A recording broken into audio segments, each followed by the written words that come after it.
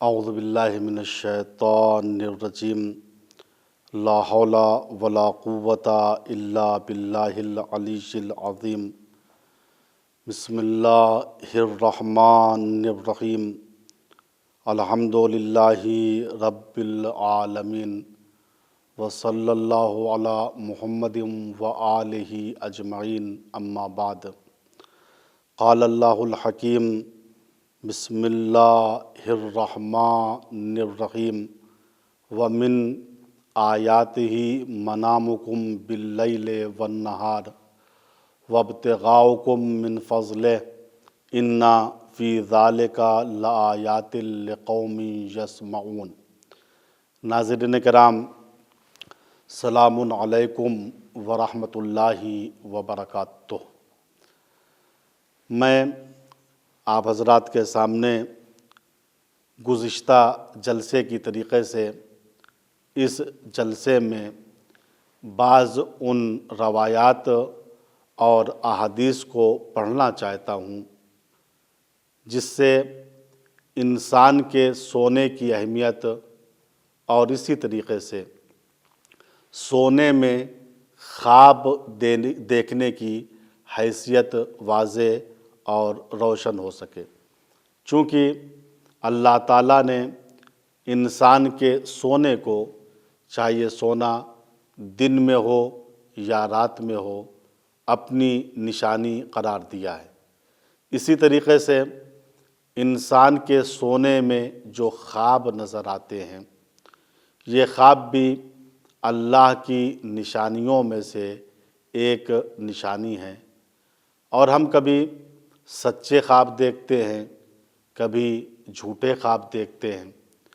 اس کی وجہ کشاف الحقائق امام جعفر صادق علیہ السلام نے، اور اسی طریقے سے امام محمد باقر علیہ السلام جو ہمارے اور آپ کے 5ویں امام ہیں، آپ نے اس طریقے سے فرمایا کہ لوگ جب سوتے ہیں تو سونے کے بعد ان کی ارواح ان کے اجساد کو چھوڑ دیتی ہے، اور یہ ارواح عالم مادہ سے دوسری دنیا کی طرف سفر کرتی ہے، آسمان کی جانب جاتی ہیں، اور جو کچھ روحیں آسمان پر دیکھتی ہیں وہ حق ہوتا ہے، اور جو کچھ روحیں فضا اور ہوا میں دیکھتی ہیں وہ چیزیں باطل ہوتی ہیں، چونکہ عام طریقے سے وہ چیزیں شیطان کی طرف سے یا جناتوں کی طرف سے القاء ہوتی ہیں۔ ایک حدیث میں اللہ کے پیغمبر حضرت محمد مصطفیٰ صلی اللہ علیہ وآلہ وسلم اس طریقے سے ارشاد فرما رہے ہیں، یا علی ان ارواح شیعتک لتصعد الی السماء فی رقادہم ووفاتہم۔ اے علی، تمہارے شیعوں کی روحیں مرنے کے بعد اور سونے کے بعد آسمان کی طرف پرواز کرتی ہیں، اور جب یہ روحیں مرنے کے بعد یا سونے کے بعد آسمان کی جانب پرواز کرتی ہیں، فَتَنْظُرُ الْمَلَائِكَةُ إِلَيْهَا كَمَا يَنْظُرُ النَّاسُ إِلَى الْهِلَالِ۔ تو فرشتے تمہارے شیعوں کی روحوں کی طرف اس طریقے سے دیکھتے ہیں جس طریقے سے اہل زمین چاند کی طرف دیکھتے ہیں۔ فرشتے کیوں دیکھتے ہیں شیعوں کی روح کی طرف اس طریقے سے جس طریقے سے اہل زمین چاند کی طرف دیکھتے ہیں؟ حضور پاک نے اس کی علت اس طریقے سے بیان کی، شوقاً الیہم، چونکہ فرشتے شیعان علی سے ملاقات کے مشتاق ہیں، وَلِمَا يَرَوْنَ مِن مَنزِلَتِہم، اور اس وجہ سے مشتاق ہیں، اس وجہ سے ملنے کے لیے شیعان علی سے بے قرار ہیں، تاکہ ان کی عظمت کو یہ مرنے کے بعد دیکھ سکیں۔ تو اس کا مقصد یہ ہے اگرچہ جو علی کا چاہنے والا ہے، علی کا شیعہ ہے، سچا شیعہ ہے، دنیا میں چاہے وہ جتنا پریشان ہو، مضطرب ہو، لیکن جب وہ مر جاتا ہے تو فرشتے اس کی روح کو مشتاقانہ انداز میں اس طریقے سے دیکھتے ہیں جس طریقے سے اہل زمین چاند کی طرف نگاہ کرتے ہیں۔ ایک اور حدیث میں حضور پاک نے خواب کی اہمیت کی طرف ہم کو متوجہ کرتے ہوئے ارشاد فرمایا، ان حذیفہ، یہ روایت جو ہے جناب حذیفہ سے ہے، قال رسول اللہ، حذیفہ کہتے ہیں اللہ کے پیغمبر نے ارشاد فرمایا، ذہبت النبوہ فلا نبوۃ بعدی الا المبشرات، نبوت میرے بعد ختم ہو جائے گی، میرے بعد کوئی دوسرا نبی نہیں ہوگا، لیکن مبشرات باقی رہیں گی، یعنی بشارت آمیز خبریں باقی رہیں گی۔ قیل ومل مبشرات، کسی نے سوال کیا یا رسول اللہ یہ مبشرات کیا چیزیں ہیں؟ آپ نے فرمایا الرؤیا الصالحہ یراھا الرجل، مبشرات سے میری مراد وہ نیک اور صالح اور اچھے خواب ہیں جو ہماری امت کے لوگ دیکھیں گے۔ دوسری روایت میں آپ نے اس طریقے سے ارشاد فرمایا، لم یبق من النبوۃ الا المبشرات، میرے بعد نبوت کے حصوں میں سے کوئی حصہ نہیں بچے گا، اگر بچے گا تو یہ صالح خواب ہوگا۔ انسان کا خواب یہ بھی روایت کے اعتبار سے اگر سچا خواب ہے تو نبوت کے 70ویں حصوں میں سے ایک حصہ ہے۔ فرق یہ ہے کہ ہم کبھی جھوٹا خواب دیکھتے ہیں، کبھی سچا خواب دیکھتے ہیں، لیکن نبی وہ ہوتا ہے جو کبھی جھوٹا خواب نہیں دیکھتا۔ چونکہ انسان ایمان و تقوی کے اعتبار سے جتنا بلند و بالا ہوگا اتنا ہی اس کا خواب سچا ہوگا۔ چونکہ انبیاء کرام تقوی کی آفاقی منزلوں پر فائز رہتے ہیں، لہٰذا ان کا خواب کبھی جھوٹا نہیں ہوتا۔ چنانچہ امیر المومنین علی ابن ابی طالب علیہ السلام اس طریقے سے ارشاد فرماتے ہیں، رؤیا الانبیاء وحی، نبی اور انبیاء کا خواب جو ہوتا ہے وہ وحی الہی ہوتا ہے، یعنی ہمارے خواب کبھی جھوٹے ہوتے ہیں، کبھی سچے ہوتے ہیں، لیکن انبیاء کے خواب ہمیشہ سچے ہوتے ہیں، کبھی جھوٹے نہیں ہوتے۔ یہاں ایک نقطہ ہے، کبھی ہم غور کریں اس بات پر کہ نبی ہم جیسا بشر نہیں ہوتا ہے، نبی ہم جیسا انسان نہیں ہوتا ہے۔ جب نبی کا خواب ہم جیسا خواب نہیں ہوتا ہے تو ہم نبی جیسے بشر کیسے بن سکتے ہیں؟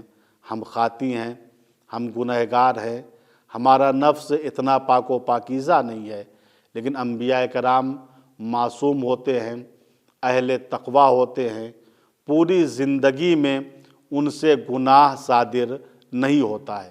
چونکہ ان سے گناہ صادر نہیں ہوتا ہے، چونکہ وہ متقی اور پرہیزگار ہوتے ہیں، لہٰذا ان کا خواب بھی وحی الہی ہوتا ہے، ان کا خواب بھی سچا ہوتا ہے۔ جناب ابراہیم نے جب جناب اسماعیل کو ذبح کرنے کا فیصلہ کیا تھا تو کیا اس معاملے میں جناب جبریل آئے تھے؟ کیا اس معاملے میں کوئی حکم خدا فرشتہ لے کے آیا تھا؟ جی نہیں۔ سورہ صافات اٹھا کے دیکھیے، جناب ابراہیم نے کئی شب یہ خواب دیکھا کہ میں اپنے بیٹے اسماعیل کو ذبح کر رہا ہوں۔ یہ ایک مرتبہ خواب نہیں دیکھا، 2-3 شب آپ نے خواب دیکھا کہ میں اپنے فرزند اسماعیل کو ذبح کر رہا ہوں۔ اب آپ دیکھیے سورہ صافات میں اس طریقے سے وارد ہوا ہے، فلما بلغ معه السعی قال یا بنی انی اری فی المنام انی اذبحک فانظر ماذا تری قال یا ابت افعل ما تؤمر ستجدنی ان شاء اللہ من الصابرین۔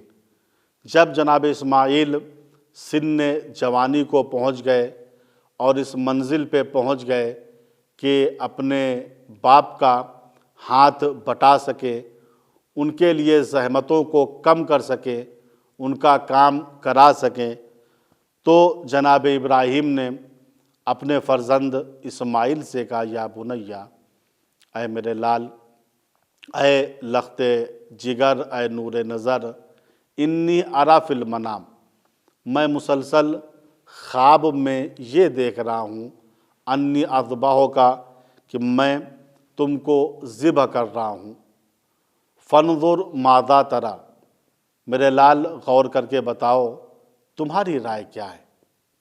چونکہ ایک مسئلہ یہ ہے کہ قربانی میں چونکہ قربان ہونے والے کی رائے کا ہونا، مشورے کا ہونا، اس کی رضایت کا ہونا بہت ضروری ہے، لہٰذا اس چیز کو مد نظر رکھتے ہوئے جناب ابراہیم اسماعیل سے سوال کر رہے ہیں، یا بنیا انی اری فی المنام، میرے لال میں مسلسل خواب میں دیکھ رہا ہوں، انی اذبحک، کہ میں تم کو ذبح کر رہا ہوں، فانظر ماذا تری، تم غور کرو اس بارے میں تمہاری رائے کیا ہے اور تم کیا چاہتے ہو۔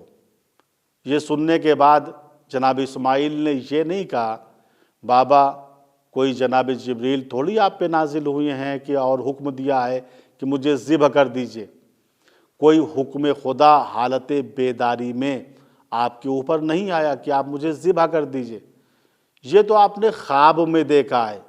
خواب جھوٹا بھی ہوتا ہے، خواب سچا بھی ہوتا ہے، لیکن جناب اسماعیل جانتے تھے میرے بابا نبی خدا ہے، خلیل خدا ہے، امام امت ہے، اور نبی و امام کا خواب وحی الہی ہوتا ہے، سچا ہوتا ہے، کبھی جھوٹا نہیں ہوتا۔ لہٰذا جناب اسماعیل نے کہا قال یا ابت افعل ما تؤمر ستجدنی ان شاء اللہ من الصابرین، بابا جو آپ نے خواب میں دیکھا ہے یہ حکم الہی ہے، اور اللہ تعالیٰ یہ حکم دے رہا ہے مجھ کو اس کی راہ میں قربان کر دیجئے، آپ مجھے قربان کر دیجئے، آپ میری گردن پہ چھری پھیر دیجئے، ستجدنی انشاءاللہ من الصابرین، آپ انشاءاللہ مجھے صابرین میں سے پائیں گے۔ میں حکم الہی کے سامنے خم ہوں، جھکا ہوا ہوں، جو کچھ میرا پروردگار میرے بارے میں چاہتا ہے وہ اچھا چاہتا ہے۔ یہاں سے مزاج یہ ملتا ہے کہ رویا الانبیاء وحی، نبی کا رویا، نبی کا خواب وحی الہی ہوتا ہے۔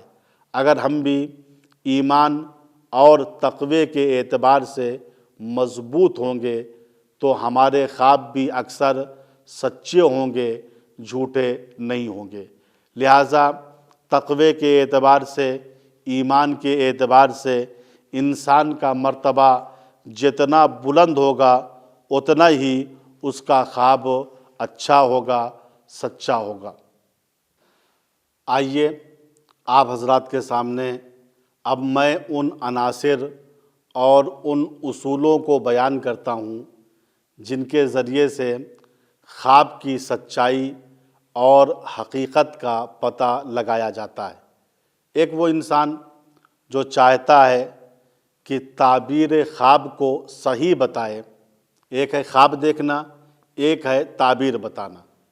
ہماری مراد یہاں ہو سکتا ہے انسان نے سچا خواب دیکھا ہو، لیکن کوئی انسان جو ہے اس کی تعبیر جو بتا رہا ہے غلط بتا دے۔ لہٰذا تعبیر بتانے کے لیے 6 عناصر اور 6 اصولوں کا جاننا ضروری ہے۔ ان 6 اصولوں کو مد نظر رکھتے ہوئے ایک تعبیر خواب کا عالم خواب کی تعبیر کو بیان کرتا ہے۔ ان میں سے پہلی اصل اور پہلا عنصر جس کو چاہیے کہ تعبیر خواب بتانے والا مد نظر رکھے، وہ ہے انسان کا شغل اور کام۔ کسی انسان نے خواب دیکھا ہے، خواب دیکھنے کے بعد مجھ سے تعبیر معلوم کر رہا ہے، تو ہمارے لیے ضروری ہے کہ ہم پہلے اس سے پوچھیں یا پہلے سے جانتے ہوں اس آدمی کا شغل کیا ہے، اس آدمی کا کام کیا ہے، یہ تاجر ہے یا عالم ہے، یہ فاسد ہے یا یہ صالح ہے۔ اس چیز کو مد نظر رکھنا ضروری ہے۔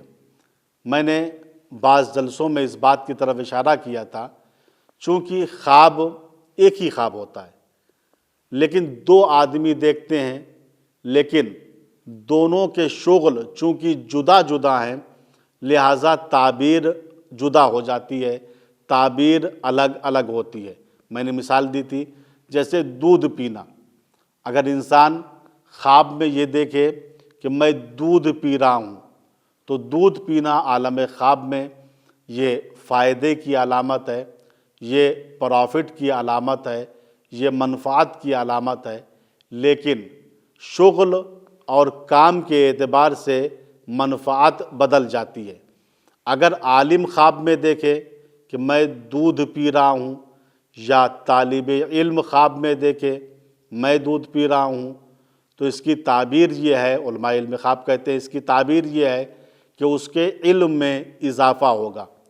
لیکن اگر کوئی تاجر، کوئی بزنس مین یہ خواب دیکھے کہ میں خواب میں دودھ پی رہا ہوں، تو اس کی تعبیر یہ ہے کہ اس کے مال میں اضافہ ہوگا۔ تو خواب میں اور عالم خواب میں دودھ کا پینا پروفٹ کی علامت ہے، لیکن پروفٹ بدل جاتا ہے شغل کے اعتبار سے، کام کے اعتبار سے۔ تاجر اگر یہ خواب دیکھے تو اس کے معنی اور ہیں، عالم اور طالب علم اس خواب کو دیکھے تو اس کے معنی اور ہیں۔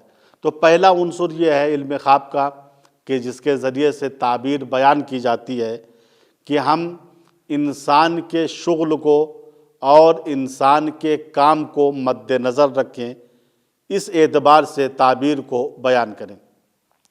دوسری چیز جو ضروری ہے کہ تعبیر بیان کرنے والا اس چیز کو مد نظر رکھے، اور علم خواب کی دوسری اصل ہے فصل اور موسم۔ اگر کسی انسان نے کوئی خواب دیکھا ہے تو ہم فوراً اس کی تعبیر بیان نہیں کر سکتے ہیں۔ پہلے ہم نظر کریں گے کہ اس کا شغل کیا ہے، اس کا کام کیا ہے، پھر ہم یہ دیکھیں گے کہ کس موسم میں اس شخص نے خواب دیکھا ہے، موسم خزاں میں خواب دیکھا ہے یا موسم بہار میں خواب دیکھا ہے۔ چونکہ ایک ہی خواب ہوتا ہے جس کی تعبیر موسم کے اعتبار سے بدل جاتی ہے۔ انشاءاللہ آنے والے بعض جلسات میں اگر وقت ملا تو میں اس کی زیادہ توضیح دوں گا۔ تیسری چیز اور تیسری اصل، جو اصل مد نظر ہونی چاہیے اس آدمی کے جو تعبیر خواب کو بیان کر رہا ہے، تیسری اصل علم خواب کی نام اور اسم ہے۔ یعنی انسان نے کس نام کے آدمی کو خواب میں دیکھا ہے۔ مثلا اس نے دیکھا حسین نام کا آدمی مجھے کچھ دے رہا ہے، مصطفیٰ نام کا آدمی مجھ سے کچھ لے رہا ہے، احمد نام کا شخص مجھے یہ حکم دے رہا ہے۔ فرعون، نمرود، قارون، شداد، اس قسم کے جو فساق و فجار گزرے ہیں، ان کا نام اگر عالم خواب میں آتا ہے اور اس نام کا آدمی ہم سے کچھ کہتا ہے تو علم خواب میں ان چیزوں کو بھی مد نظر رکھنا بہت ضروری ہے۔ چوتھی اصل علم خواب کی دین اور قانون ہے، یعنی خواب دیکھنے والا کس دین کو مانتا ہے، کس مذہب کا پیروکار ہے۔ چونکہ بہت سے خواب مذہب اور دین کے اعتبار سے ہوتے ہیں، مسلمان کے لیے اسی خواب کی تعبیر اچھی نہیں ہوتی ہے، لیکن دوسری قوم کے لیے شاید اس کی تعبیر اچھی ہو۔ بعض جدید جو علماء علم خواب ہیں اور علم خواب کے دانشمند ہیں، وہ کہتے ہیں کہ اگر مسلمان آدمی خواب میں کتا دیکھے تو بد ہے، برا ہے، لیکن اگر عیسائی خواب میں کتا دیکھے تو اس کے لیے یہ چیز بری نہیں ہے، چونکہ وہ کتے کو نجس نہیں جانتا ہے بلکہ کتے کو اپنا دوست جانتا ہے۔ اسی طریقے سے پانچویں اصل علم خواب کی ہے لباس اور کپڑا، یعنی عالم خواب میں جس کو ہم نے دیکھا ہے وہ کس لباس میں ہے، کس کپڑے میں ہے، کپڑا اس کا پورا ہے یا آدھا ہے، کپڑے کا رنگ کیا ہے، کپڑے کا رنگ سفید ہے یا سرخ ہے، پیلا ہے یا نیلا ہے۔ چونکہ یہ کپڑے کی اصل بھی بہت مہم ہے۔ مثلاً ایک انسان خواب میں اپنے کو نیم برہنہ یا برہنہ دیکھتا ہے تو بعض علماء علم خواب یہ کہتے ہیں اس کے معنی یہ ہیں کہ انسان کا کوئی راز کھلنے والا ہے جس کی وجہ سے وہ بے عزت ہو جائے گا یا کم عزت ہو جائے گا۔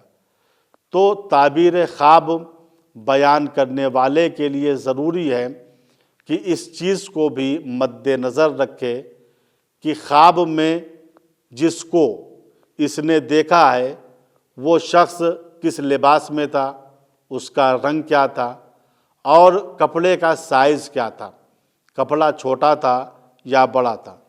اسی طریقے سے ماہیت اور حقیقت کی اصلوں کو بھی علم خواب میں مد نظر رکھا گیا ہے۔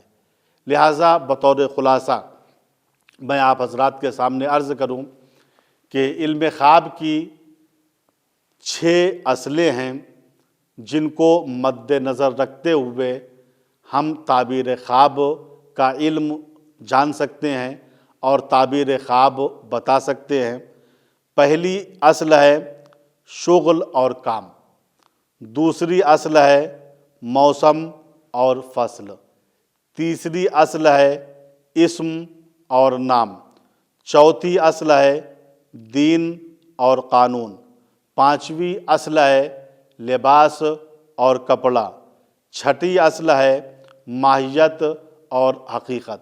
لہٰذا میں ان میں سے بعض اصلوں کی توضیح آپ حضرات کے سامنے انشاءاللہ مفصل طریقے سے پیش کروں گا، اور میں شروعات کر رہا ہوں پہلی اصل سے۔ علم خواب کی پہلی اصل ہے شغل اور کام۔ شغل اور کام کو مد نظر رکھتے ہوئے تعبیر خواب بتائی جاتی ہے۔ لکھا ہے کہ ایک شخص محمد ابن سیرین کے پاس آیا اور اس نے کہا میں نے خواب میں دیکھا ہے کہ اذان دے رہا ہوں۔ محمد ابن سیرین نے نیچے سے اوپر تک اس آدمی کو دیکھا اور مسکرا کے کہا مبارک ہو، اس سال تم کو حج بیت اللہ نصیب ہونے والا ہے۔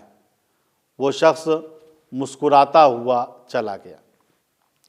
تھوڑی دیر کے بعد ایک دوسرا آدمی آیا، اس نے کہا محمد ابن سیرین میں نے یہ خواب میں دیکھا ہے کہ اذان دے رہا ہوں۔ محمد ابن سیرین نے جو عالم خواب تھے نیچے سے اوپر تک اس آدمی کو دیکھا اور کہا تم کو عنقریب چوری کے جرم میں پکڑ لیا جائے گا۔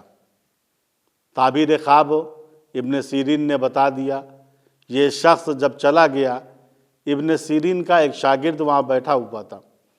اس نے کہا استاد بات میری سمجھ میں نہیں آئی، ایک ہی خواب تھا، 2 آدمیوں نے دیکھا، لیکن آپ نے تعبیر الگ الگ بتائی۔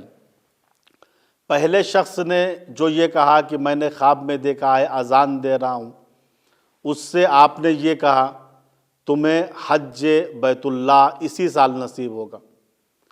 اور دوسرے آدمی نے، اس نے بھی یہی خواب دیکھا تھا میں اذان دے رہا ہوں، اس سے آپ نے یہ فرمایا تم چوری کے جرم میں عنقریب گرفتار ہو جاؤ گے۔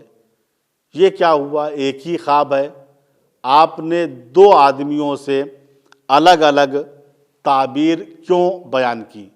اس کی تعبیر یہ، اس کو حج بیت اللہ نصیب ہوگا، اس کی تعبیر یہ، اس کو چوری کے جرم میں پکڑ لیا جائے گا۔ ابن سیرین نے کہا میں نے دونوں کے خواب کی تعبیر کو قرآن کریم سے لیا ہے، اور میں نے خواب کی تعبیر کو ان دونوں کے شغل اور پیشے کے اعتبار سے بیان کیا ہے۔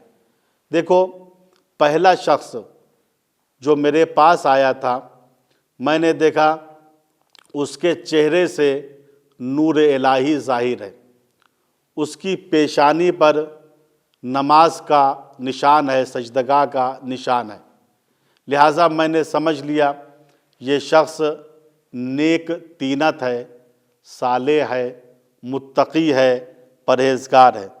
میں نے اس صالح، متقی اور پرہیزگار کے خواب کی تعبیر سورہ حج کی اس آیہ کریمہ سے بیان کیا۔ چنانچہ سورہ حج میں اللہ تعالیٰ جناب ابراہیم سے کہہ رہا ہے وَأَذِّن فِي النَّاسِ بِالْحَجِّ يَأْتُوكَ رِجَالًا وَعَلَىٰ كُلِّ ضَامِرٍ يَأْتِينَ مِنْ كُلِّ فَجٍّ عَمِيقٍ۔ اے ابراہیم، اذن فی الناس بالحج، لوگوں کو حج کی طرف بلاؤ۔ اذن یہ فعل امر ہے اذان سے، اذان کے معنی ہے پکارنا، اذان کے معنی ہے بآواز بلند صدا دینا۔ تو اللہ جناب ابراہیم سے یہ کہہ رہا ہے اذن فی الناس بالحج، حج کے بارے میں لوگوں کے لیے آپ اذان دیجئے، پکاریے، اور جب آپ پکاریے گا، اذان دیجیے گا، تو لوگ پاپیادہ اور دبلی پتلی سواریوں پر سوار ہو کے دور دراز کے علاقوں سے آ جائیں گے۔ لہٰذا چونکہ پہلا شخص متقی تھا، پرہیزگار تھا، اللہ والا تھا، لہٰذا سورہ حج کی اس آیہ کریمہ سے میں نے استنباط کیا کہ جناب ابراہیم کی جو اذان تھی، جو پکار تھی، اس سال اس پکار پر یہ شخص لبیک کہے گا اور مکہ بیت اللہ، حج بیت اللہ کے لیے جائے گا۔ لیکن دوسرا شخص جو میرے پاس آیا تھا، وہ ایک گنہگار انسان تھا، چہرے پر پھٹکار برس رہی تھی۔ تھوڑی بہت مجھے بھی اطلاع پہلے سے تھی کہ یہ شخص چور ہے، خیانت کار ہے، فراڈی ہے، دھوکے باز ہے۔ اس کی تعبیر بھی میں نے قرآن کریم سورہ یوسف سے بیان کی ہے۔ شاگرد نے کہا حضور کس طریقے سے آپ نے سورہ یوسف سے اس کی تعبیر کو بیان کیا؟ کہا واقعہ یوسف اور واقعہ برادران یوسف کو یاد کرو۔ جب برادران یوسف دوسری مرتبہ غلوں کو لے کے جا رہے تھے، اپنی سواریوں پہ غلوں کو رکھ دیا تھا، تو جناب یوسف نے اپنے خادم کے ذریعے سے اپنے پانی پینے کا پیالہ انہی کے بار میں چھپا دیا تھا۔ چونکہ جناب یوسف اپنے بھائی بنیامین کو روکنا چاہتے تھے، اور جب یہ قافلہ تھوڑی دور چلا تو قرآن کہتا ہے ثم اذن مؤذن ایتھا العیر انکم لسارقون۔ فاذن مؤذن، مؤذن نے اذان دی، یعنی پکارنے والے نے پکار کر کہا اے قافلے والو تم چور ہو، تم نے ہمارے بادشاہ کے پانی پینے کے پیالے کو چرا لیا ہے۔